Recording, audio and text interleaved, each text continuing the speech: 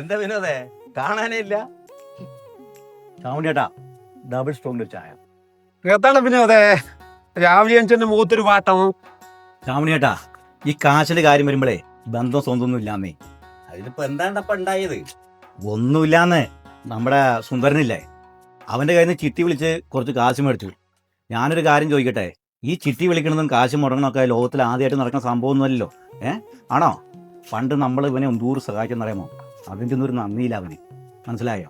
എന്നിട്ട് അവൻ ആൾക്കാരുടെ ഇടയിൽ വെച്ചിട്ടേ നമ്മളെ കളിയാക്കിയൊരു സംസാരം. ഞാനൊന്നും നോക്കില്ല, നേരെ വീട്ടിൽ പോയി ഭാര്യയുടെ കയ്യിൽ നിന്ന് മാലം മേടിച്ചുകൊണ്ട് വന്ന് പണയം വെച്ച ആ പൈസ അവൻ്റെ മുഖത്തേക്ക് വലിച്ചെറിഞ്ഞ് കൊടുത്തിട്ടാ വരണേ.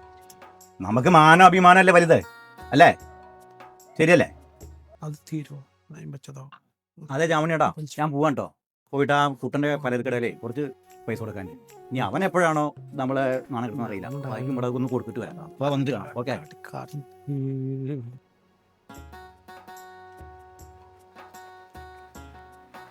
എന്തായാലും സ്വർണം പണയത്തിനുണ്ടാവും, കടം തീർത്തല്ലോ.